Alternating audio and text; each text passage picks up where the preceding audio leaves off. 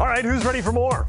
One of the best weekends of football we've ever seen ends in dramatic fashion. Now we break down how the Chiefs knocked off the Bills and the AFC title game matchups with the Bengals. Plus, the NFC no slouch either. Two epic walk-off wins by the Niners and Rams at the NFC West rivals set to face off one more time. This one with a trip to the Super Bowl on the line. And what do those NFC Divisional losses mean for two of the best quarterbacks to ever touch a pigskin?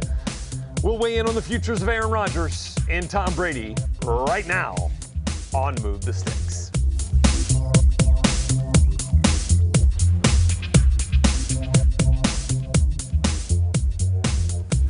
Can we find a way to get one more game? Like just one more? An absolutely, undeniably epic weekend of football leading us into this Monday edition of Move the Sticks. Hello, everybody. Great to be here with you. Rhett Lewis with our former NFL Scouts lead draft analyst Daniel Jeremiah, Bucky Brooks. Bucky, if calling this weekend of football the best weekend of football I've ever seen makes me a prisoner of the moment, totally fine with that. Yeah, I'm totally fine with it. This is exactly what you want. You want to see the best players making the biggest plays on the biggest stages, and that is what we had an opportunity to see. It was a great football weekend. I can't wait the next weekend. Yeah. Yeah, I don't know anybody goes to the bathroom during any of these football games, first of all. That's my one thought, because you're going to miss something incredible this past weekend. It was, I agree with you, Rhett. I'm not quite as old as you are, but it's the greatest weekend of football that I can remember. Wait a second. All four divisional round games won on walk-offs.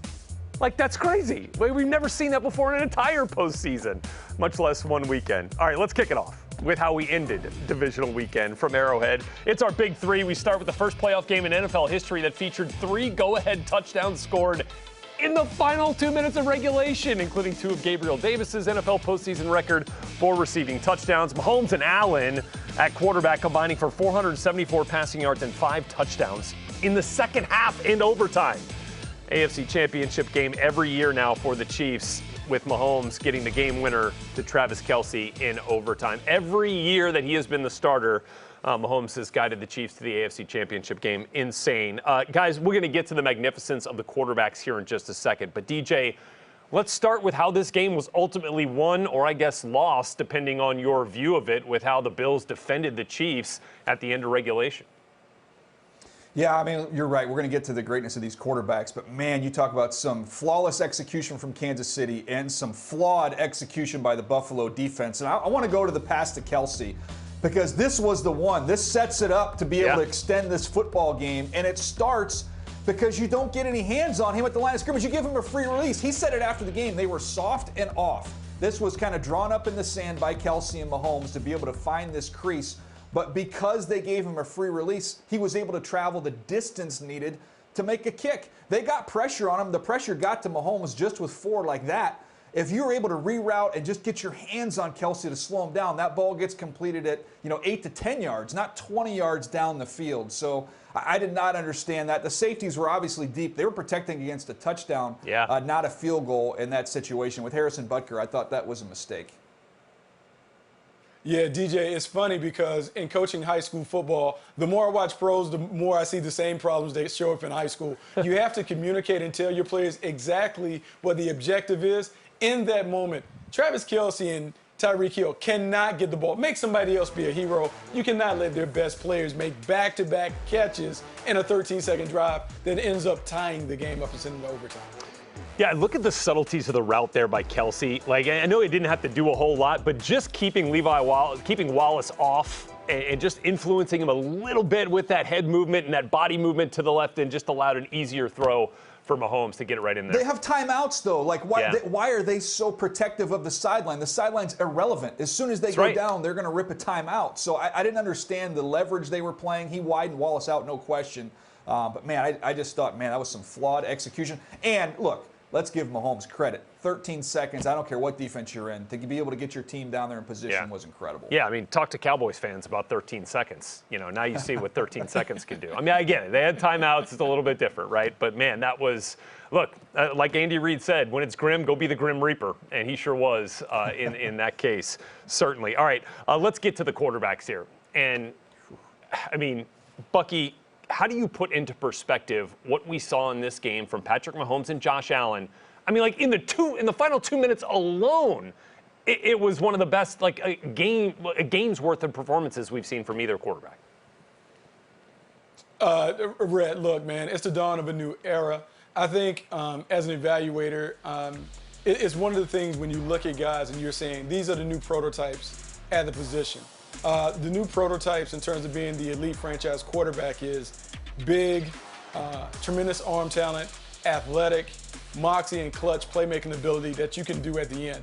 Both of these guys have it in spades, and they did it in their own particular way. I think it's great to have a showcase game like that right now when everyone is watching, because if I'm evaluating working in the league, I am grading every quarterback that I see with that standard in mind.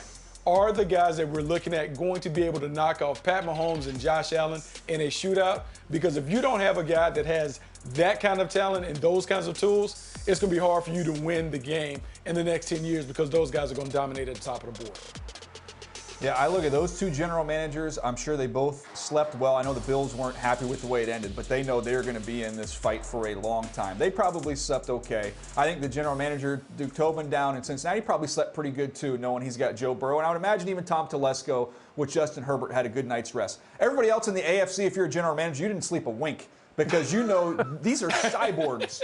You're going to have to traverse around these cyborgs to get to a championship. And maybe you can build up a complete roster, and maybe you can knock off one of them. Well, guess what? The next week you're going to have to go through another one, and maybe another one after that. I mean, good luck. This was a temperature check for the rest of the league. Is this the best quarterback best quarterback performance from a losing team that we've ever seen with Josh Allen? I mean, down the stretch, he was not going to be denied. You had Spencer Brown on the right side just getting beat up by Melvin Ingram, and Ingram was in Allen's face.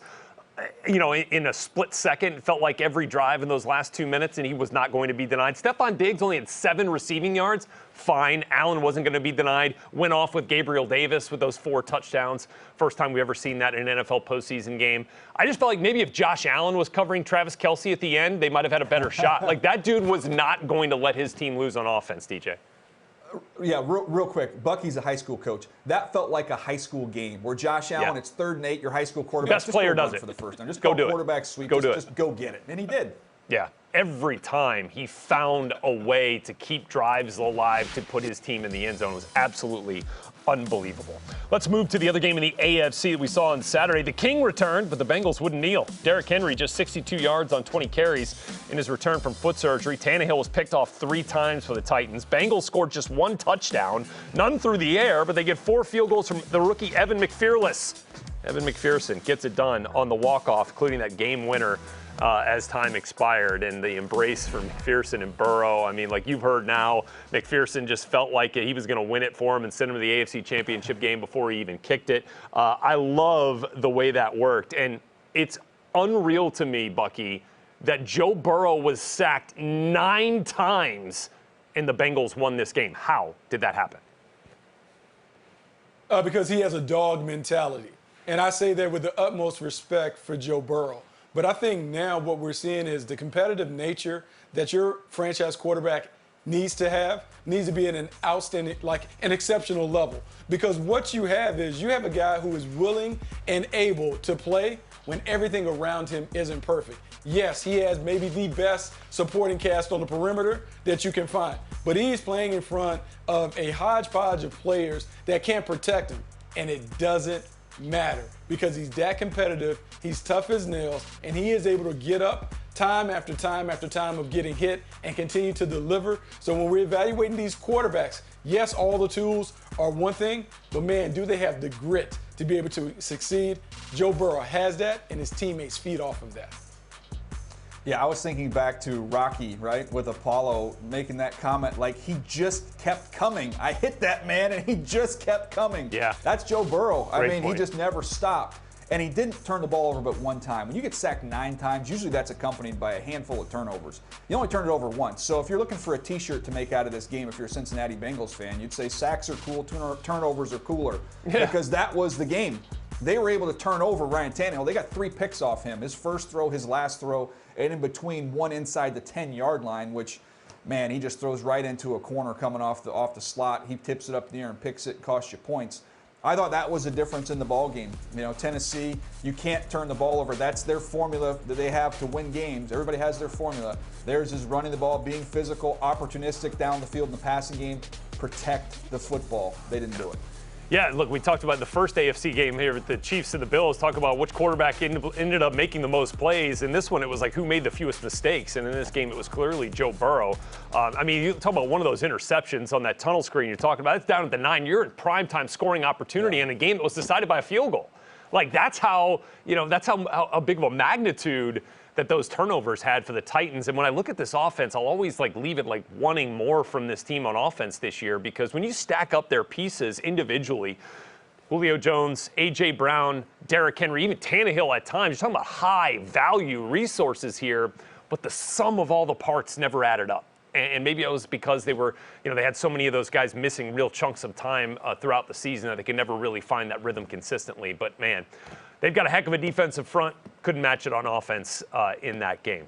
Okay, so with that now, we get to the AFC Championship game, which will feature Patrick Mahomes and the Chiefs, Joe Burrow and the Cincinnati Bengals. This is what they did in Week 17 when they met up, and Burrow was absolutely on fire. 446 passing yards. You know the connection he had with Jamar Chase that day. That was the last time we saw Joe Burrow in the regular season. Did not play Week 18, and the Bengals won that game and the AFC North. So now we get a rematch here in the AFC Championship game. Really interesting here, Bucky, because the Bengals have now gone from a team that hadn't won a playoff game in 30-plus years to a team that's now also never lost an AFC Championship game. They're 2-0 in championship games, and here getting their crack at a third one. What's this one look like to you? Look, man, it's experience and expertise. The experience goes to the Kansas City Chiefs. The experts at being able to get to this game and beyond. So Cincinnati Bengals hold up, and they have to do it against an offense that is still high-powered. Tyreek Hill and Travis Kelce are good enough to get it done. Can the Bengals come up with a strategy to keep those guys neutralized, to give their own offense an opportunity to go at a defense that's vulnerable in Kansas City? Yeah, the things we know, look, Kansas City's going to score points. They're at home. They're comfortable. Yeah. They're going to put up a bunch of points. I believe if the Bengals can protect, they're going to find themselves in a shootout. We're going to have a ball game. That is this game. That's it. Can they protect? If they can protect, the matchups favor them down the field. If they can't, they're going to have a tough time because Kansas City's going to score. That, to me, is going to decide this football game. But I know one thing. The last image in my head from that Kansas City secondary is one of their corners being parked on the ground without being touched because he got turned inside out by Gabriel Davis. And I think back to Jamar Chase almost going for 300 yards against these guys in the last battle. So if they can protect, they've got an opportunity, but that's the whole game. Forgot about that one. Give that one all the hyperbole it deserves. Best route in a big spot I think I've ever seen right there from Gabriel Davis on that fourth down play that ends up in the end zone. That was unreal. Okay, guys, let's get to a few more of these games right after this quick break here when we come back on Move the Sticks. Mock draft season, it is officially upon us. Are you ready? In just a bit, DJ breaks down Mock 1.0, including a surprise at the top spot and your tweets. But first, it's over to the NFC. How did the Rams and 49ers pull off road wins and advance to the conference title game? And what's a third matchup between them going to look like on Sunday? You find out right after this.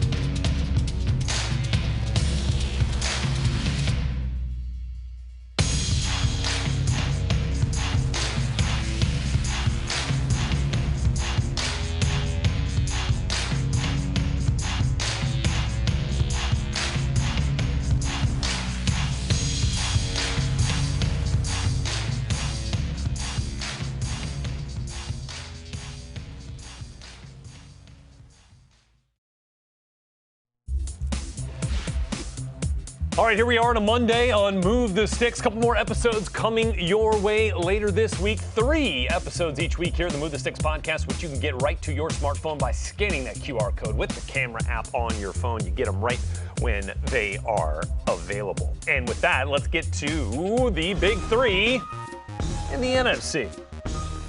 And we'll start with the epic comeback. 27-3, Rams leading the Bucs in Tampa with 7 minutes to go in the third quarter. But the Bucs come all the way back, tying it up with under a minute. But Matthew Stafford and Cooper Kupp come up with 2 of the biggest plays of their careers to set up the game winner for Matt Gay to win it 30-27. Rams on to the NFC Championship game. And guys, let's look at this kind of similarly to the way we did with the Bills and the Chiefs, and how the Bills decided to defend the Chiefs at the end of regulation. And DJ, same goes here for the Bucs with the way they were defending the Rams in that final minute of regulation, especially on that final play, which looked like essentially a zero blitz of some sort for Tampa that allowed Cooper Kupp the middle of the field open. Yeah, I feel like you just re-rack what I said earlier, right? You've got flawless execution by the offense, and you've got some flawed execution by the defense on the most important play of the game. The Tampa Bay Buccaneers defense, they didn't get lined up. They said they didn't get the call in right away, but if you're going to send zero pressure, as they're going to do, they're going to end up bringing somebody off the slot. They're going to end up trying to outnumber the Rams. Well, you better get home. And when you look at where Barrett is 58 here off the left edge, he's 4 yards off the ball. He doesn't even really come off the ball to be able to generate any pressure on Matthew Stafford. You look at the slot corner, okay, you're going to bring the slot corner. Well, he's even 3 yards off the receiver. If you're going to come from that much depth, you are now creating time. Time is not your friend when you are in a zero blitz coverage with a safety here. A lot of people I've seen try to blame Winfield as you see Stafford take it in the teeth there from his old teammate Ndamukong Suh. But if they've repped this 1,000 times, I guarantee you he's known as a safety. This ball, timing-wise, has got to come out because it's a numbers game. You're getting home, the ball's out. Well, when you're not ready, you're not lined up, and you come from depth, now the time has changed, and now all of a sudden, I've got Cooper Kupp, and he's able to get vertical, and that costs him the football game. Yeah, it cost them football game, DJ, because it's a cover zero blitz, meaning they're going to bring one more than the offense can block. But when you don't have Shaq Barrett go, you don't have Devin White or Levante David go, it's not a pressure. So you basically hung and turned Wingfield out to dry with no pressure to force a quick throw. Look, then it's one-on-one with Cooper Kupp, who won the Triple Crown. Yeah. Look, that's advantage to the Rams. Great throw and catch, but poor communication and poor execution by the Bucs. But you guys, everybody on this screen has played some form of football in their lives and understands what it's like when the world is crumbling down around you, like it was for the Rams in the final 22 minutes of that game, and how hard that is to stem the tide when that's happening. You can say what you want about momentum, but there is a physical nature to that when things are happening and like you just can't explain it. Like Cooper Kupp doesn't fumble the ball, he puts it on the ground. You know, like all those things were happening, and then for them to figure it out in the final seconds of that game with that play you just saw, the first connection to Kupp, which then set up this one. I mean, that takes some serious intestinal fortitude to figure that out and to have that kind of mental toughness to stem that tide and make the biggest play of the game in that moment. Man, it was huge. Obviously, they were aided by the Bucs just not getting lined up right, but man, that was huge with everything that had gone wrong in the final 15 minutes or so in that game. But they weren't the only stars, DJ, to make the plays on offense, right? I mean, their defense kept them in this game as things were going wrong on offense. No doubt. And first of all, by the way, the Bucs got back into this game had nothing to do with Matthew Stafford. He played outstanding. Everybody else just put the ball on the ground to let them back into the game. And then Stafford makes the play at the end. But you're right. To me, the other story of this game is this pass rush. We said it on the podcast when Von Miller was acquired. Don't even worry about watching Von Miller during the regular season. He knows how much he's got left in his body. He's not going to exhaust that during the regular season. He's going to save all that for the postseason. And man, sure enough, he did. There was an injury with Wirfs on that right side, so they had to help out over there, which freed him up one-on-one. And he wore Donovan Smith out in that football game. Should have been the closer, too. We talk about Buck having a closer on defense to be able to finish a game. He basically did. And then the Rams turn around and get the ball right back to him. But, man, he was outstanding in this game. So now the Rams with an opportunity for 2 more home games, first of which will come on Championship Sunday. Let's talk about the team they're playing and the way they got there. And here was frigid temperatures at Lambeau Field. Sure felt like both offenses really froze up in the game. Packers scored on the opening drive with an A.J. Dillon touchdown run, but didn't score again until the fourth quarter. You just saw the punt block return for a score. Really the difference in the game, saving the day for the Niners. 13-10, bang, bang, Niner gang on to the NFC Championship game with that Robbie Gould game winner as time expired. 13-10, 49ers do it to the Packers again in the postseason. And look, DJ, this was special teams all the way. I mean, you just don't get a blocked field goal and a blocked punt return for a score in a game like this happen very often, especially not in a postseason game. Yeah, I think if you really kind of look at the two offenses, they kind of canceled themselves out. They weren't able to really do anything in the conditions. And then you look at the two defenses, played outstanding, played winning football. And then the gap between the two special teams was enormous. That decided the football game.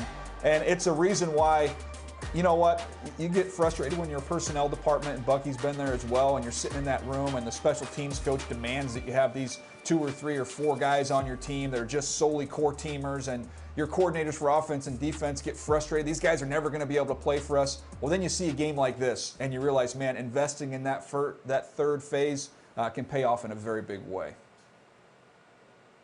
Yeah, I mean, I would agree. I mean, you're talking about the first instance in the last 30 years in a postseason game where you had a blocked field goal and a blocked punt in the same game. That was absolutely the difference in it. And look, when we're talking about Patrick Mahomes and Josh Allen going shot for shot, TD for TD down the stretch, and you've got a guy who we consider to probably be the MVP in Aaron Rodgers, Bucky, for the Packers this year, why wasn't he able to do what we saw from Mahomes and the Chiefs and Allen in the Bills down the stretch in this game against the Niners?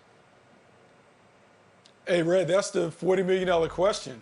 Your MVP is supposed to be able to get your team over the threshold. We spent the first 15 minutes of the podcast talking about how the quarterbacks were able to make play after play. Josh Allen, Patrick Mahomes, Joe Burrow.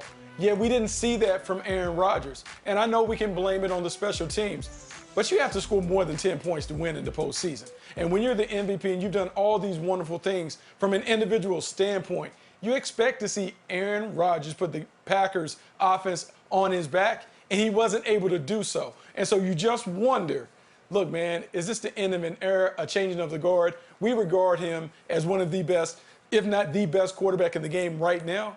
But, man, when you look at those other guys, you have to wonder why he wasn't able to bring it home for the Packers in this playoff game.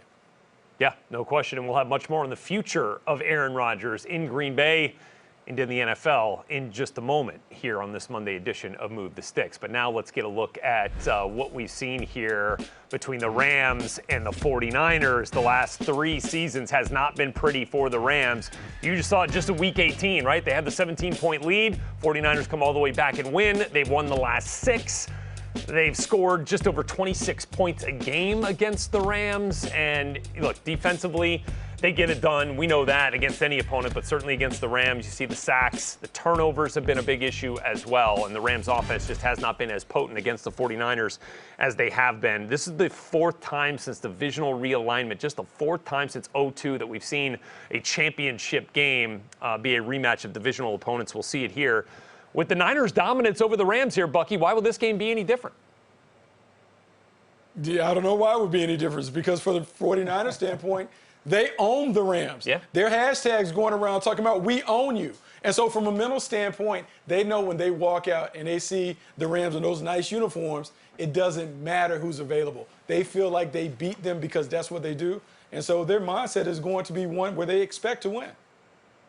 Well, I would just add, though, to me, health is a huge component in this game. And if you look over the last couple of years in the playoffs, you look at the Chiefs without their starting tackles in the Super Bowl against the Bucs, we saw how that went down.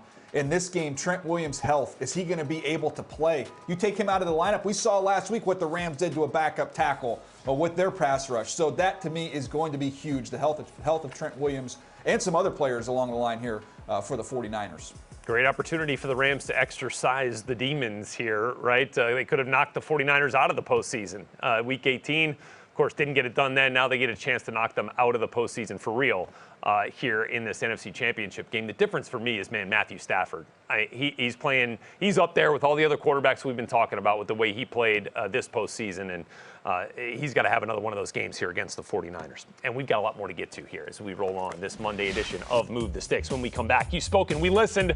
After this timeout, DJ taking your questions and critiques of his mock draft 1.0. We love them. Keep them coming. Next.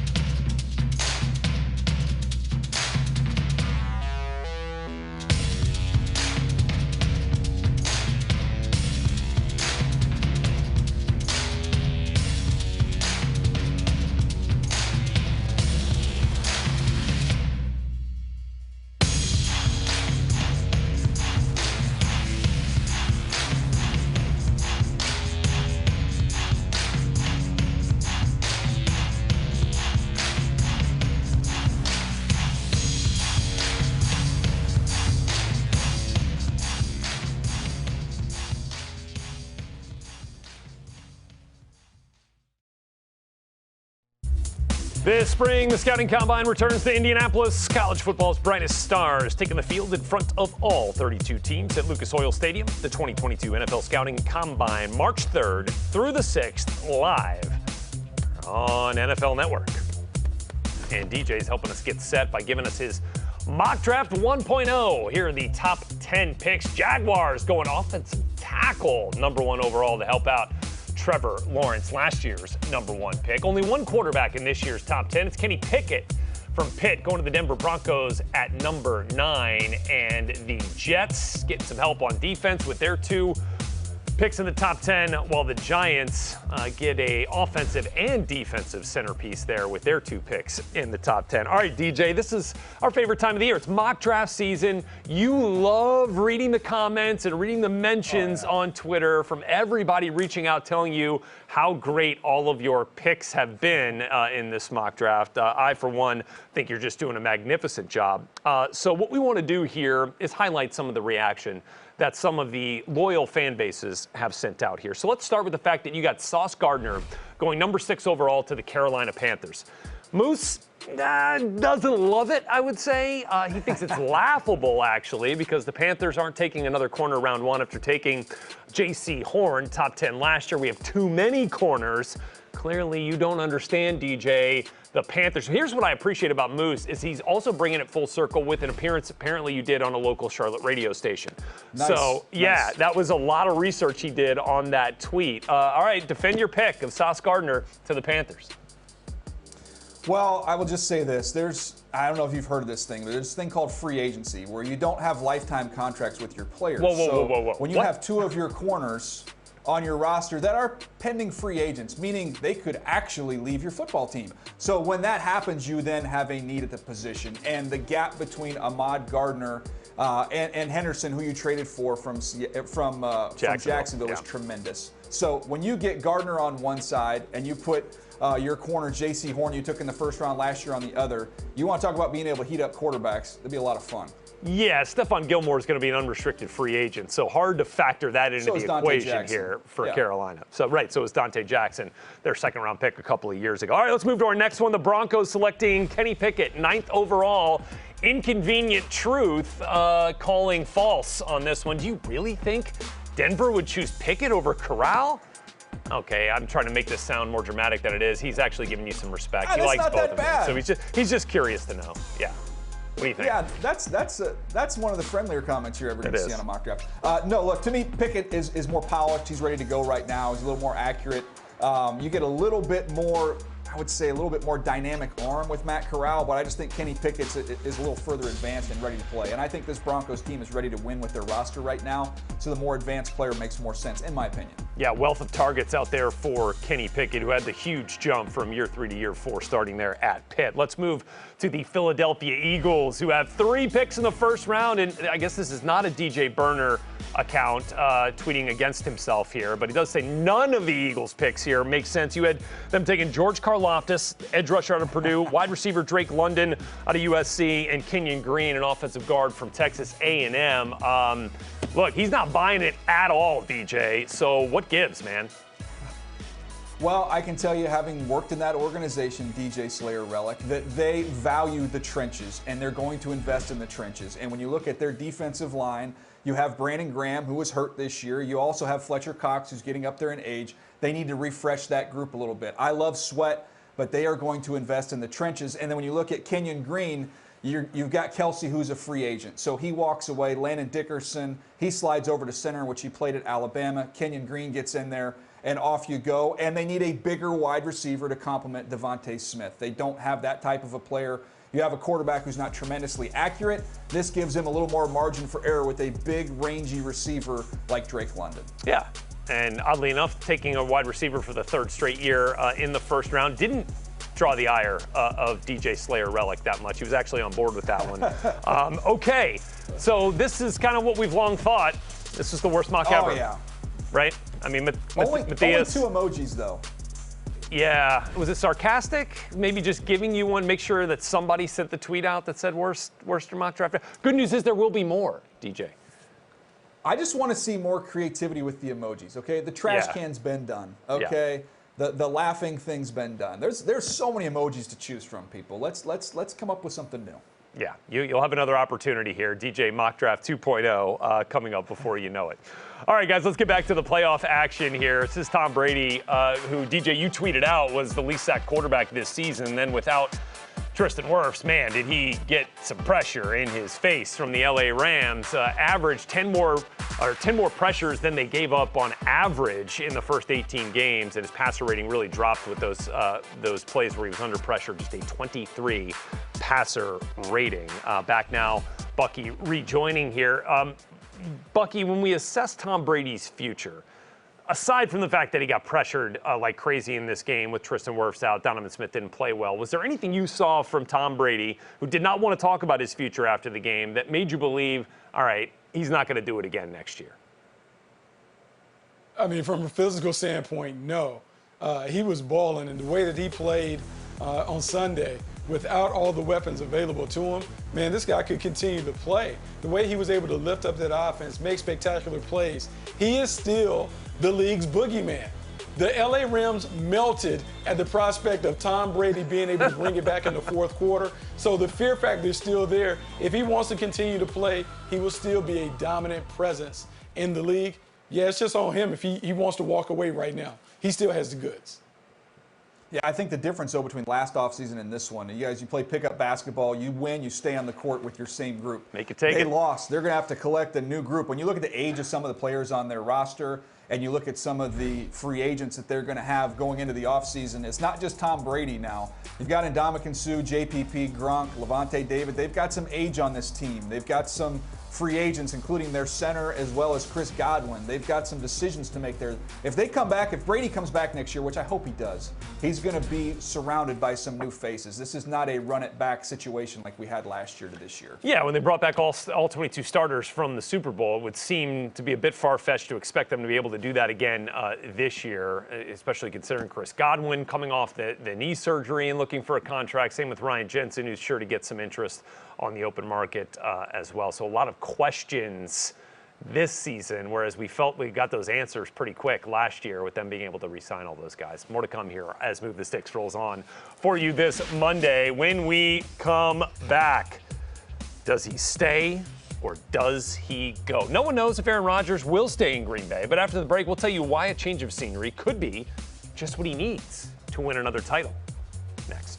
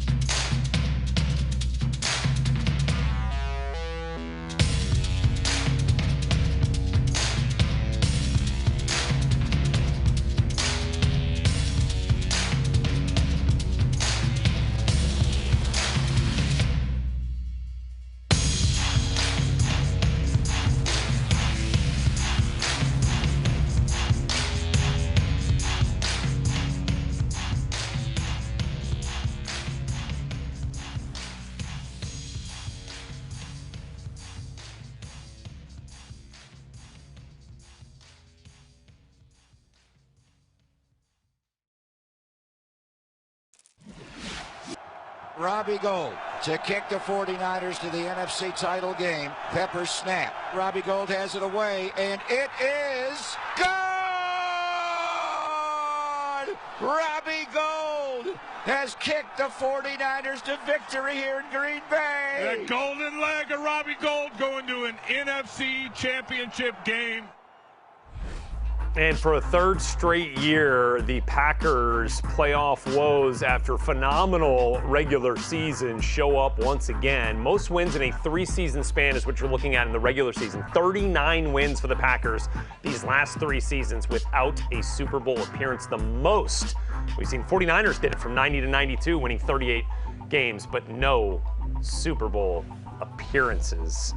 And so now we're left to assess what's going to happen here with the Packers. But first, let's try to make sense of this. And Bucky, or DJ rather, what do you feel like these playoff issues mean for the way that the Packers are constructed, the way that Rodgers has played in these games, and all of it here moving forward? Well, it's kind of weird, right? I mean, because in some ways, I think a lot of it has to do with just the environment in which they play. Because you're Aaron Rodgers, you're the MVP of the league, probably for the second year in a row. He's going to win that here.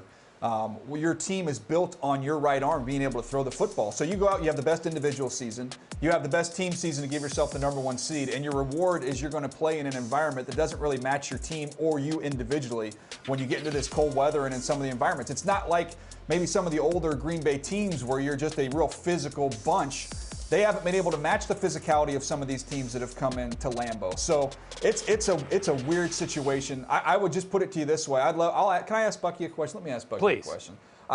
Buck, if you gave Aaron Rodgers truth serum and said you can play that game against the San Francisco 49ers at home in Lambeau, or you can go play that in California, where would he have preferred to play that football game? Well, he would naturally like to play it in nice conditions, so playing in San Francisco would benefit it. I do believe you're at a bit of a crossroads, DJ, when you talk about the Green Bay Packers, because you're right. Their style of play doesn't necessarily match their environment. When you're a cold weather team, we talk about it. You should typically be built on your defense, running game, and those things, because when you play in January, it's cold, the field is icy or snowing. That is not necessarily the perfect environment to be a pass-heavy team. It doesn't fit, and the Packers have operated like this for the past 30 years with only 2 Super Bowl wins. However, the Lombardi Packers in the 60s and 70s, they were built on the running game. And so you do wonder, can they continue to exist with this passing team in an environment that is frigid and frosty, and it's not going to change in Green Bay? Does that then, DJ, paint the picture of a future destination for Aaron Rodgers as he assesses his football future here this offseason and looks around at what the landscape, will be for teams that are looking for a veteran quarterback here this offseason? Yeah, I mean, it's just hard to find those perfect fits, right? Where you go someplace where the weather's outstanding. I know even, people say you don't go to Denver because, you get snow and cold weather there. Well, not like Green Bay. Right. And you're also in that division. You're playing a lot of warm weather games inside that division. So it'll be fascinating to see what happens here with Green Bay and with Aaron Rodgers going forward. But you have to look at this as nothing but a huge disappointment for them to be going home this early. Yeah, it's a huge disappointment for the team to be going home early. And as you speak about with Aaron Rodgers, he may go and find a team that provides him with a better opportunity in terms of playing well in the postseason, but I don't know if he's going to find a better team. And so that's the dilemma that Rodgers has. Does he want to play in a place that allows him to maybe play at his best in the postseason, or does he want to stay and play with the best team in the postseason? It'll be interesting to see what ultimately is decided in Green Bay. Well, the variable there is that the team that just lost to the 49ers may not look like that next year. I mean, you've got the uncertain futures of a bunch of guys, as Aaron Rodgers noted, does not want to be a part of a rebuild. So the question is, is this really more of a retooling for Brian Gutekunst in the Packers personnel department? Or can they find a way, to rearrange this thing in a way that might entice Aaron Rodgers to come back for another year, despite all the other circumstances? All right, more to come as we continue here on Move the Sticks. In fact, roster construction and the priority list is on the docket for the New York Giants and their new GM, Joe Schoen. His to-do list, priority number 1, and involves that guy right there, Daniel Jones, when we come back.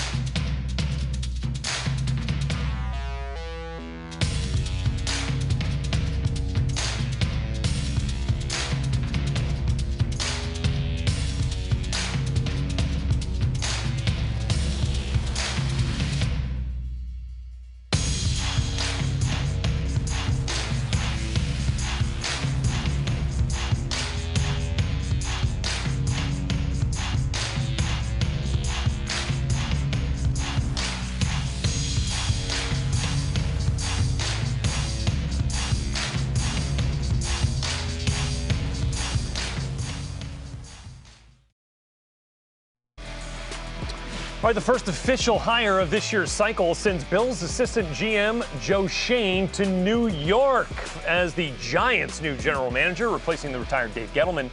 Schoen now charged with hiring a head coach to replace the fired Joe Judge, and one name very familiar to Schoen heating up on that front. Second interview with Bills offensive coordinator Brian Daboll is happening tomorrow, according to our Tom Pelissero. Daboll, of course, the Bills OC, who just left the postseason last night. Okay, back here with DJ and Bucky. Let's do Joe Schoen a solid here. DJ, let's line up his to-do list for this offseason. What's priority number one in your mind?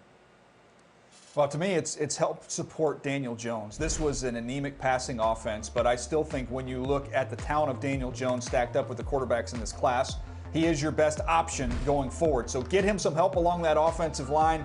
Get him another receiver. I didn't love the Kenny Golladay signing last year. Don't let that mistake keep you from trying to be aggressive and go get him some help. He's also got to clean up some salary cap stuff to give himself that opportunity.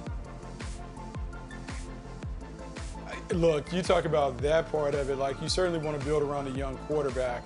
But I think knowing Joe, because we sat together in old Carolina Panthers meeting rooms, I think they have to upgrade the speed on defense. Speed, speed, speed. When you think about the teams that are continuing to play in the tournament, their defenses are fast, they're physical, and they're able to create turnovers. Speed is a big part of that. I think you will see the Giants become more athletic, more explosive, and more dynamic. But to do that, you have to have some A-plus athletes. I think that has to be the priority for the Giants in the draft. Upgrade the speed and athleticism on the defense side of the ball. I also would add too, you've got to get more creative offensively with who you bring in to run this offense. Maybe it is Brian Daboll, but unleash Saquon Barkley. Figure out how to get him going. I know he's had injuries, but man, the dude does have a lot of ability. Figure out how to get him going in the passing game more. Be more creative with him. Hopefully, he can stay healthy and be a big part of this team going forward. But he's got to be a building block here in this next season. Yeah, he has to be a building block. You got to find a way to utilize him. And we talked about it, DJ. You got to pick which side of the ball you want to be great at. We're seeing these teams with these young quarterbacks are really committing to making sure the offense is solid, then they fix the defense later. Will Joe Schoen make a decision to, hey, go all in on Daniel Jones, fix this offense, see if you can get the respectable with the offense being great, then fix the defense the following year and make a run? Hey, look, top 10 of your first mock draft, DJ, certainly went a long way to helping that to-do list. You get a big offensive tackle with that first pick, and then you get some speed on defense with Devin Lloyd out of Utah, one of the best linebackers in this year's class for sure. And I think we solved it. I think we solved it here. So there you go. And look, you're going to see some of these players, some of the best that the college game has to offer, making the jump to the NFL in a trio of collegiate all-star games that you'll see right here on NFL Network. It all starts on Saturday with the NFLPA Collegiate Bowl. Those practices getting going this week in Pasadena. East-West Shrine game in prime time from Las Vegas, Thursday, February 3rd, 8 p.m. Eastern. And the Reese's Senior Bowl wraps it all up on Saturday, February 5th at 2:30 p.m. Eastern Time. Can't wait to get those games in. More to come here as we wrap up this Monday edition of Move the Sticks. It truly takes all three phases to win in the playoffs, right? Certainly saw that with special teams on display at Lambeau for one, and with all the walk-off kicks, the specialness of the special teams when we come back.